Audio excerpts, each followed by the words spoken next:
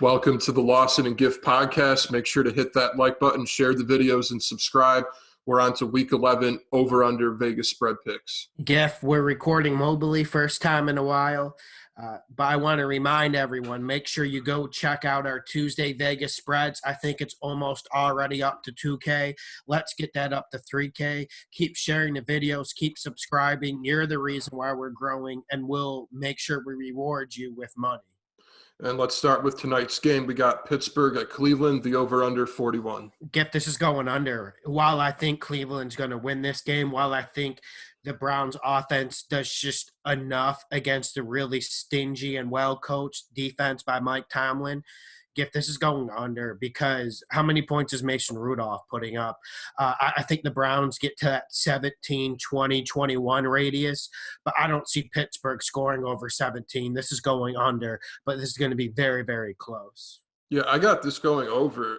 I think Cleveland, we'll see some stuff from them. I think they'll score in the 20s.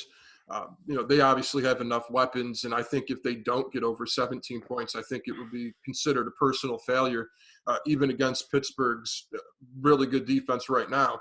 But with Pittsburgh, I think that's where the surprise is going to come in tonight. And Cleveland's defense, it's not terrible, but have we seen anything from them to where we can say they're going to be really good going forward?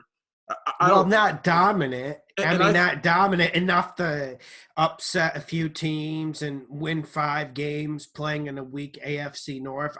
Definitely sufficient, better than what they've had before, but I see the point completely. And then we got James Washington, who's starting to find his way in this offense. He had a good game last week. I think that continues. They're getting Connor back, so hopefully they'll have something in their run game as opposed to nothing. I think Rudolph, too. I think he's going to surprise a little bit tonight.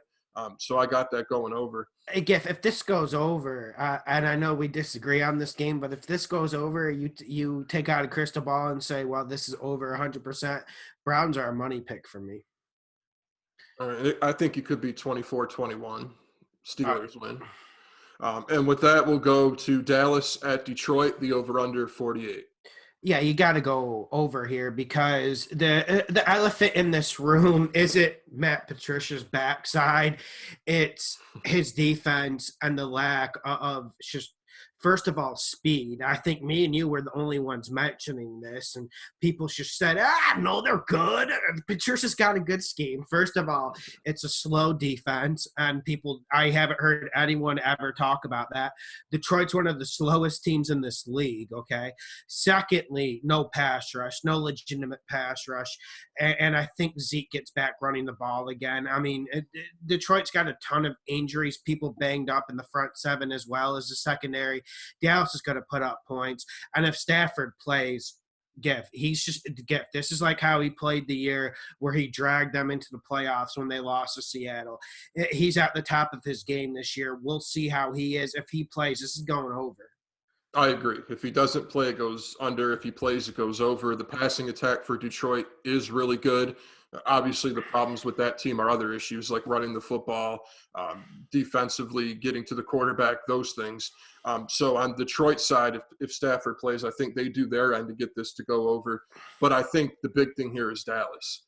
That game against Minnesota, even we can talk about Dak, and I know that's where everybody shifted their attention. But I think people have to give Gallup, the receiver, a little bit of credit too, because he's starting to really catch on and he's getting open at a really good rate. But still the Patricia defect. Remember when they were going to go in to tie it or beat the Raiders, they had Galladay sitting on the sideline for the last play. Yeah, and you got to wonder about that from the Detroit standpoint. But we've questioned Patricia before. But Dallas, man, I like the way Cooper is playing right now. And I think, the passing game, Dak is getting a little bit better. But again, credit to those receivers. And then you mentioned Zeke too. Is there anything that says that Detroit's going to be able to shut him down? I don't think so. And with that, we'll go to New Orleans at Tampa, the over-under 50. I'm going under. This is just pure instinct for me, but I think New Orleans defense balls out this game. Now, are Drew Brees and that Saints offense capable of putting up 30+, maybe even 35? with a few turnovers from Jameis. Yeah, Giff, we all know that. But I do think this New Orleans offense is in a bit of stagnation. I'm not hitting the panic button or anything, but with Kamara's health in question, you do have to wonder, well, how explosive is this New Orleans Saints offense? They're good, but I don't think they're great. This is going under. I got this going under as well, too. One of the reasons is Tampa. I don't see them repeating and putting up a ton of points, especially against New Orleans. There's got to be some response, right? Because New Orleans isn't as bad as what we saw against the Atlanta Falcons last week. So I think there's a response there. And then from a New Orleans standpoint, offensively, you're right. Right now, they are struggling a little bit. I think Sean Payton has a lot to do with it, more so than anything else, because even if Kamara is hurt, run the ball with Murray and you branch your offense off of that. I think he gets away from that. And right now, I think that's why New Orleans offense is struggling. So I like the under in this too. And with that, we'll go to Atlanta at Carolina, the over-under 49.5. Yeah, Giff, I'm going a surprising over here because I expect Atlanta's offense to do some things. I know you're excited about Carolina's defense.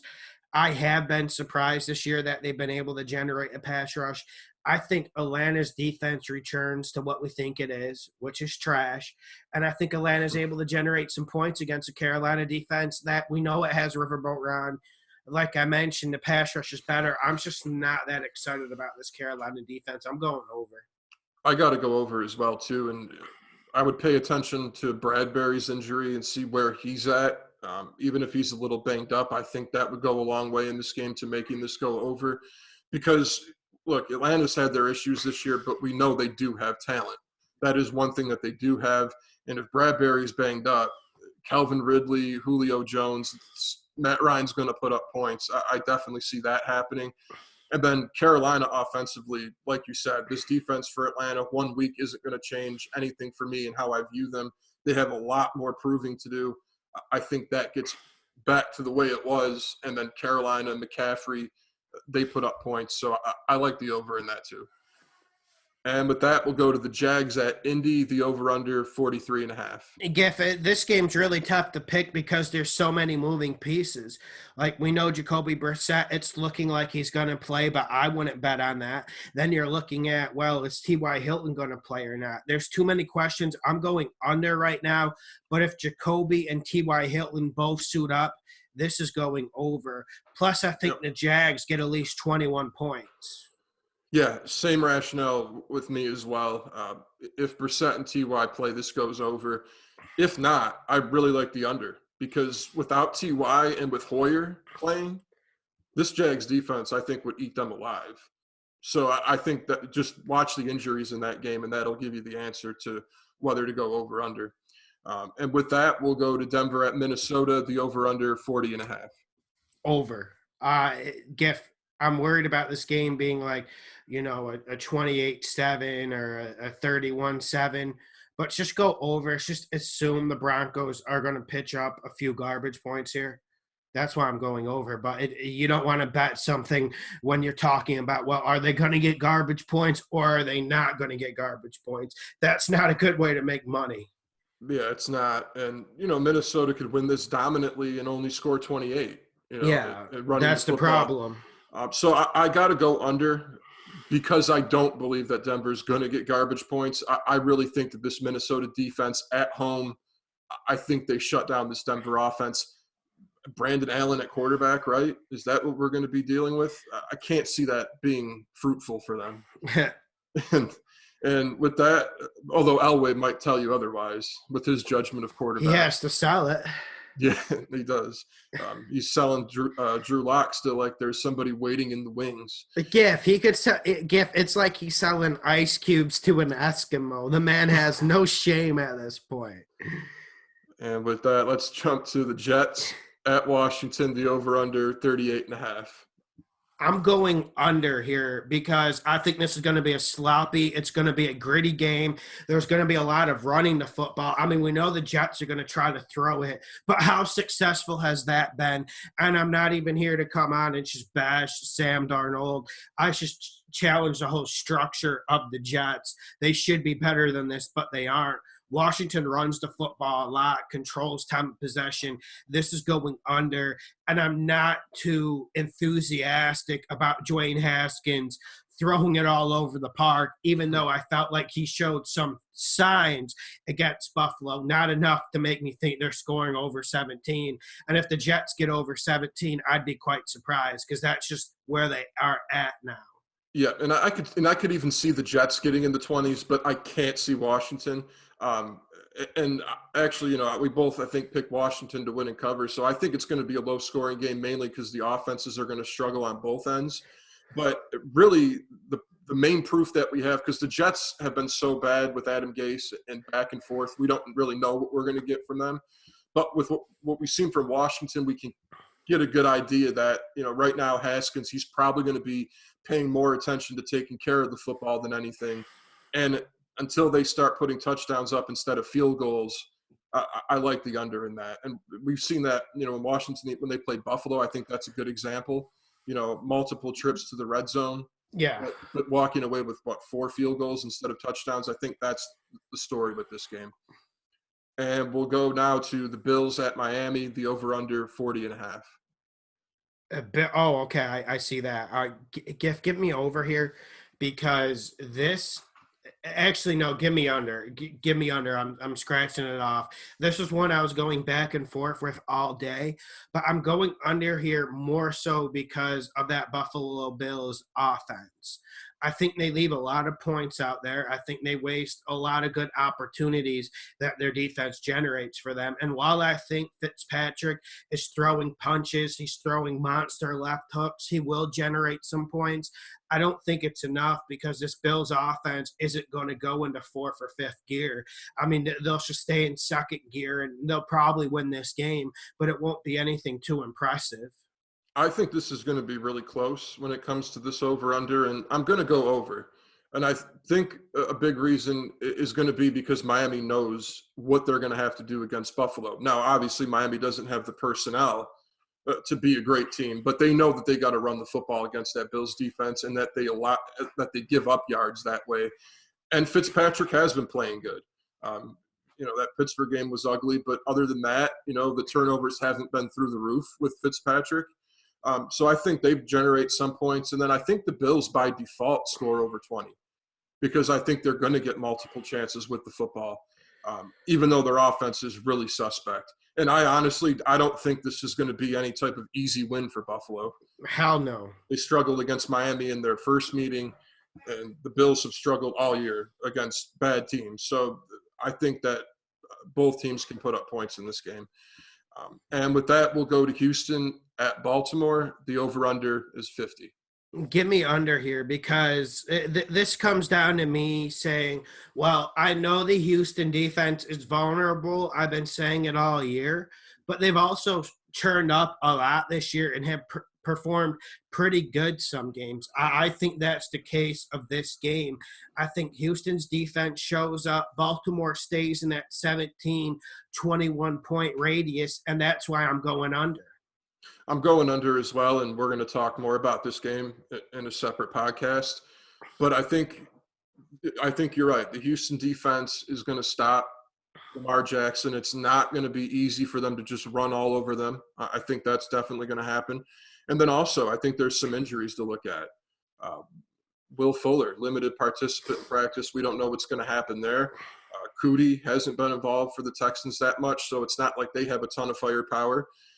And then also from a Baltimore standpoint, Hollywood Brown, he left practice with an ankle injury today. We got to keep an eye on that. But if they don't have Hollywood Brown and all they have to throw to is the tight ends, I can't see Baltimore generating that many points. That's a good tidbit, Gift. That's something people need to watch. I mean, we know Mark Andrews, your boy, is a big play guy, but without Hollywood Brown, I think that even limits what Mark Andrews can do. I agree. And with that, we'll go to Arizona at the 49ers. Over under 46. If I'm going over here, and it's because I think this is a close game. I don't think San Fran wins this game 30-6, or I don't think they shut out the Cardinals. I think the Cardinals generate points in the second half, something that they've been quite good at all year, whether it's a close game or whether they're getting blown the fuck out by another team. They're able to put up points in the second half. And when you look at this San Fran defense, man, I love it. I love the front seven, but we said last week, I just wasn't all that into the secondary. I do think there's some plays to be had, even though Arizona has no thoroughbred on the outside to really give a clear and stable threat to San Francisco. I do think enough points will be generated. Plus, the San Francisco offense, what they do is they go off against below average opposition. That's what they'll do. They're going to have a field day, lots of points. Yeah, I'm going to go over in this one as well, too. And the 49ers are a big part of that. They'll take care of business because offensively, they do a lot of things well. Running the football, they have weapons. Obviously, you want to see Emmanuel Sanders out there, and hopefully he's able to suit up this week. But the 49ers will take care of this on their end. But Arizona, I'm ready to buy into a little bit of the hype with them. Not totally sold. I mean, I don't think they're going to knock off a really good team this year or anything like that. But they are competitive. Kyler Murray, I think, is for real. I think we're going to continue to see him get better. And then Cliff Kingsbury, he hasn't run out of play calling yet. He keeps coming up with new ways to score points. You got misdirection. Kyler Murray, you got his escapability. That in buying time to throw it down the field, and against this 49er secondary, I think he's going to be able to get something going in the passing game. And with that, we'll go to New England at Philly, the over-under 44.5. Yeah, I'm going over. I think this is a close game. I see this being a game that's 27-24, comes down to the last possession. Depending on the weather in Philadelphia, I didn't see a weather report, but if it's decent weather, I don't care how cold it is. But as long as it's decent to throw, I see Tom Brady going off this game, and I think Wentz puts up enough of a fight to keep the Philadelphia Eagles close. When you look at how the Eagles have performed the last 2 weeks, their defense, it got a little bit better, but the thing that's exciting me is the offensive performance from Philadelphia. I think Philadelphia's secondary gets exposed, but I think Philadelphia's offense is able to pick apart this Patriots defense at times. Do I think they dominate the Patriots defense? No, that's why it's not a money pick, but I'm going over. I'm going over as well, too. And, New England, they had a bye week, time to prepare for this. You mentioned Philadelphia's secondary being weak. I think that bye week is going to help Sanu, get more into the playbook and give Brady another option. And then Edelman, he's been playing good. I think we'll see him go off too in this game. And then from a Philly perspective, the way it's looking, I think they're trending towards getting back to what they're good at, running the football, play action, moving the ball down the field. I think that's what we see from Philly in this game. So I think it does go over. And with that, we'll go to Cincinnati at Oakland, the over-under 48.5. I guess I'm going under because I don't see Cincinnati doing much this game. And while we have been praising Chucky, we've been praising Carr and Josh Jacobs this whole year, this Oakland offense is still lacking a big thoroughbred on the outside like Antonio Brown would have been. They still don't have enough punch to go clear knockout, to go full frontal, even on a team as bad as the Bengals. I'm going under here, and we have to remember, though, factor in Ryan Finley to this equation. Do you think Cincinnati gets more than 10 points? Then maybe you bet the over, but I don't think they're getting more than 10-13, Geff. Yeah, this is a tough one. And for me, it's tough because I don't know how much Oakland's going to win by. I really feel like they're going to blow Cincy out of the water. I think that they're going to be scoring in the 30s. So because of that, I have to go over. Mm-hmm. I don't see a whole lot from Cincinnati's side, but I could see a couple touchdowns. Oakland getting to that 35-point marker. But if it's 30, but that's why I mentioned a 10-point radius for Cincinnati. If it's 35-10, you lose. Yes. So I am expecting 2 touchdowns from Cincy. And we've seen Oakland, you can take advantage of that secondary. And Yeah. with Ryan Finley, though, I understand the caution, though. Yeah, a lot's of caution. And with that, we'll go to Chicago at the Rams, over under 40. Give me over, because I'm just the Chicago. There's a lot of talk about the Chicago offense, and me and you led that charge. I don't really have much to say about it. 5, 6, 7, 8 weeks ago, we said it was a bottom 3 in the NFL. People laughed at us. Seems like it's bottom 3 in the NFL. I really don't need stats to back that up. I just have seen them play. And if you say Cincinnati or Miami's offense is worse or the Jets is worse, well, that's fine. But the Chicago offense is really, really bad. But with that being said, this defense really hasn't came to play. And we've seen Chicago scrap out 17, 21 points quite a bit. This Rams offense puts up over 20. Give me over. This is tough. This is tough because you got a Rams team that they haven't found their way offensively yet. And I would feel comfortable going over if that was the case, but I got to go under. Chicago, that's self-explanatory.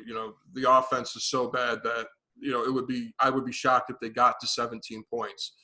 But I got to think that this Chicago defense has a little bit of life left in them. And right now, the Rams not running the ball particularly well. If Goff is under pressure, bad things happen. I like the under in this game because of that. But I haven't seen the Bears get much pressure since they banged up Kirk Cousins. I would like to see the film where they've been getting pressure. Not a lot of pressure. But, yeah, every time I turn on ESPN, I have to hear about how great Khalil Mack is. Oh, yeah. The allure of that Chicago defense. They'll bring up the – Yeah, and how stupid John Gruden is. Like, literally every time. Maybe a reference to the 85 Bears and the lone TV that's turned on in Hollis Hall after that win against a week ago. We'll hear about all that. Mike Ditka gif. And with that, we'll wrap it up with the Chiefs at the Chargers, over under 52.5. Under, because of Phillip Rivers. I got to go over in this game. I'm keeping it simple, but I know when you see Kansas City, your hand gets twitchy and you're like, over. Yeah, but you have like they haven't been putting up that many points, and the Chargers do have some decent elements to keep Mahomes in that pocket. And I don't know how much he wants to scramble, given that ankle is still tweaked a little bit. And then, we know Kansas City's defense is bad, but I don't think they're like a laughing stock everyone's making them out to be. And Phillip Rivers is not the man to really expose this Chiefs defense. I mean, I would go under if I thought that the Chiefs were going to generate pressure. Not so sure that they do that. And that's really where I'm at. And then if Rivers has a little bit of time, his weapons will get open. So I have to go over because I think the Chiefs, they do their end. And then that Chiefs defense, it is vulnerable. And I'm not saying that Rivers and that the Chargers are good or anything, but I think that they can score some points. They're at home. Not that that matters much with that home field advantage. But I think that a home field? I'd bet my life right now. You could come over and chop off my head if you wanted to, if I was drawing, that there will be more Chiefs fans in that stadium. I can't disagree with that. Subscribe, hit the like button, share the videos. Check out our Vegas podcast from Tuesday where we do the spreads. Hit that like button, subscribe.